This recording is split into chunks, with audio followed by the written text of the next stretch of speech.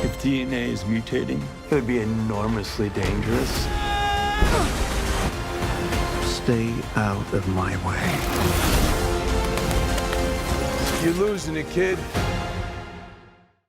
Welcome back, everyone. It's Charlie. Marvel just released a couple new Spider-Man Brand New Day promos and trailers. Then there was that new Punisher trailer, and we finally got a look at what Bruce Banner's Savage Hulk is going to look like during the movie. Marvel has already revealed more of his story in the movie and how much of the Hulk we're supposed to see, and why they wanted Hulk in a Spider-Man movie at all. And a lot of it has to do with the creative reset they're giving the character. Basically, Kevin Feige using Spider-Man Brand New Day to fix the Hulk. Fans have been complaining about the way Marvel has been using the Hulk for a long time now, and they've had a creative problem with him since Avengers Endgame, and now they're just using Spider-Man Brand New Day to fix a lot of those problems. The movie is meant to be a creative reset for both the Spider-Man character, the Hulk character, and Sadie Sink's character because of all the Jean Grey X-Men movie reboot news and the idea that their new version of the X-Men team that they do after Avengers Secret Wars in 2028, in their version of the X-Men team, will look very different, like it'll feel like a very different X-Men movie franchise than the original X-Men that we're seeing come back in Avengers Doomsday and all those trailers. Kevin Feige said he did pretty much the same thing with Thor Ragnarok. They used it as a creative reset, soft reboot for the Thor character after the Dark World. So Marvel is using Spider-Man Brand New Day to fix a lot of their problems. We also just saw Robert Downey Jr.'s recent Avengers Doomsday teaser that claimed Tom Holland's Spider-Man would appear in Avengers Doomsday, so we'll break it all down. Sony is also bringing Spider-Man Brand New Day to CinemaCon next week, like literally in the next couple of days, so if they release any footage, or if any happens to leak out, of course I will do all the videos for it. But if you are going to CinemaCon, please film that footage and release it online so we can all see it. I think there's also supposed to be a lot of Avengers Doomsday footage too, so if you're going to that panel, please leak that to the internet for all of us, we'll appreciate it.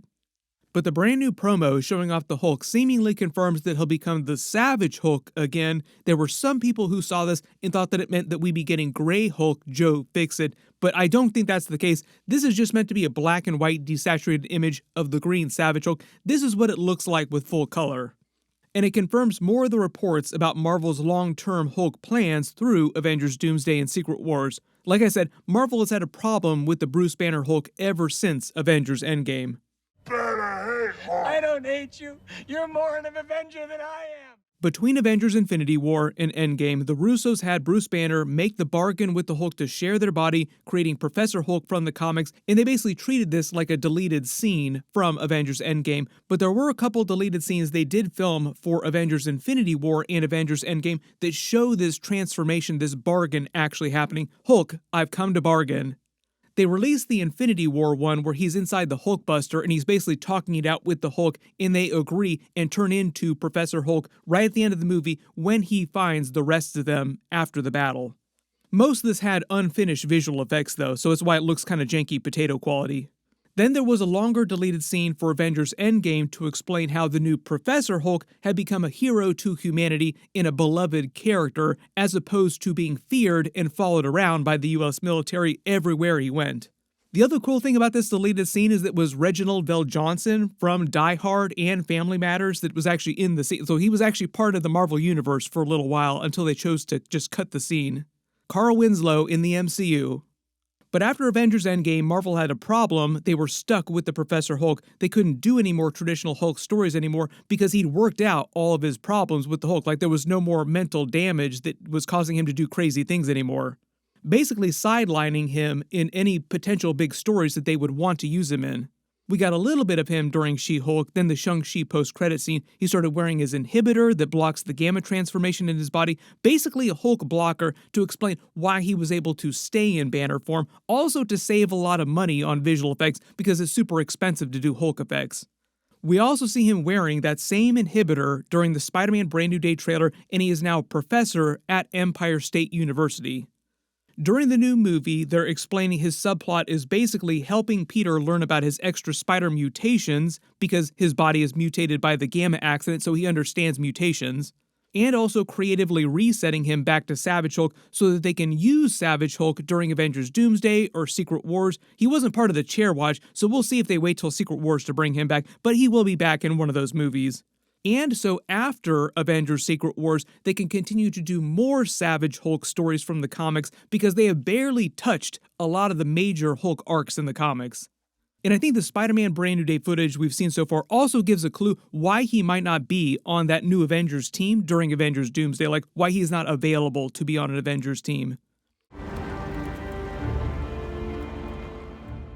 During Brand New Day, the report is that his inhibitor is damaged again, and that's why he hulks out again. There's nothing to stop him from transforming. In my early theory for what makes him mad enough to hulk out into Savage Hulk mode might be the Scorpion's stinger venom. This is also one of the similar theories for why Spider-Man passes out in the trailer and goes into his evolution, his more Spider-Man mutations. Scorpion's stinger is also capable of piercing the Hulk's skin, so his toxin does affect Bruce Banner. But based on the footage that we have of him, this is Bruce Banner with fight marks all over his face, like trying to hide himself wearing this hoodie, being put on a stretcher, wheeled away by Damage Control. I think this scene is meant to be after Spider-Man and early theory, Sadie Sink's Jean Grey are able to get him to change back into Banner form, and Damage Control arrests him because Savage Hulk is back and he's a threat now. So they lock him up in a prison or in the raft, explaining why he's not available to be on the new Avengers team when Avengers Doomsday starts, but he is back for Avengers Secret Wars. Really easy way to explain how you sideline the Hulk character for a single movie. Damage Control's whole thing in the Spider-Man Brand New Day trailer is locking up dangerous threats. They're after Sadie Sink's character in the movie. You actually see her locked up, chained to that chair.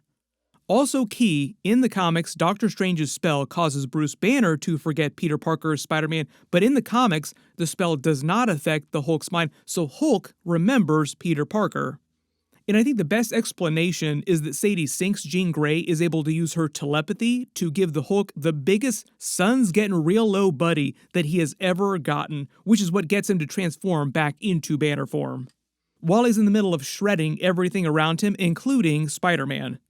Hulk is way stronger than Spider-Man, but because of Spider-Man's enhanced agility, it's way easier for him to avoid Hulk's punches, so a fight between the two of them is mostly a battle of attrition, like who is going to tire out first, and because both of them are so strong, that battle is going to go on for a very long time.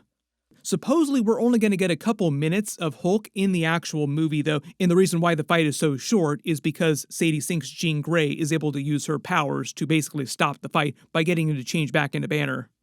Otherwise, you just have a movie of the Hulk chasing Spider-Man for like an hour and a half. Although I am sure people would buy tickets to see that movie too. Shut up and take my money! But now Marvel will just keep him in the traditional Savage Hulk and Banner modes after Avengers Secret Wars going forward in the MCU during Marvel Phase 7 so they can do more big comic book arcs that they have not gotten to yet. No thanks to Universal for blocking all their attempts to do more Hulk solo movies. There were reports that they're trying to do another Wolverine movie with Hugh Jackman, not Deadpool and Wolverine movie, but also at least one more Wolverine solo movie, which they could use for a Wolverine versus Hulk that we got a teaser for in Deadpool and Wolverine, like just do that movie. And probably one of the biggest metaphorical and literal stories that they have not gotten to yet is World War Hulk. It sounds like Marvel's been saving that for like a real big solo Hulk project that they can do at some point. But they can just Civil War that movie, like Captain America Civil War was a mini Avengers movie. You do that, but for a World War Hulk story. It kind of sounds like Marvel's been waiting to do that till they can put Hulk in the title of a movie, and that's really where like the legal barriers become a problem with all their Universal issues. Marvel can use Hulk in any movie that they want, but they can't put him in the title, and he can't be like the main solo character. So it kind of sounds like Kevin Feige wanted an excuse to fix the Hulk so they could do more movies that they want to do with him and use him before Avengers Doomsday again, and Spider-Man Brand New Day just provided the perfect opportunity because Banner is important for explaining mutations to Peter Parker, but also they can bring back Savage Hulk, and it makes sense. You also might have seen that Marvel is looking to do more movie crossovers with Spider-Man and the new Fantastic Four in Marvel Phase 7 going forward, maybe in the Fantastic Four sequel having a Spider-Man cameo, maybe in Spider-Man 5 having Fantastic Four cameos. If you are not a big comic book reader, Spider-Man and the Fantastic Four go back to the very beginning. They were actually in the debut issue, Amazing Spider-Man #1 of his solo comic book after the Amazing Fantasy #15 debut. No surprise Kevin Feige wants to see them together on screen at some point. And because of all the X-Men hype that's going on with Spider-Man Brand New Day and Sadie Sink, there's a lot of reports about what Marvel is doing with the new reboot X-Men movie and whether or not it's going to be an original 5 cast or it's going to be more of an X-Men 97 lineup for the roster of the new X-Men team. Jean Grey was on both of those rosters, and we're also getting X-Men 97 Season 2 episodes this summer, probably around the time that we're getting Spider-Man Brand New Day. Big coincidence. Whole lot of X-Men stuff happening this summer. Apocalypse. We've got to get the X-Men back to the 90s. Scattered across the past and the future. There was also a recent report about some other actors that would be joining the film and which characters they'd be playing, like Peter Claffey, Beast, for instance. You probably saw some rumors about this. I'll try to do a video about that at some point in the next couple of days if we get some more news about it. We will probably hear more about that through the rest of this year and next year. Everybody post all your reactions in the comments below and let me know what kind of Hulk stories you want them to do after Avengers Secret Wars going forward in Marvel. It just feels like there are a couple easy slam dunks that they've been waiting to do that they can now finally start doing.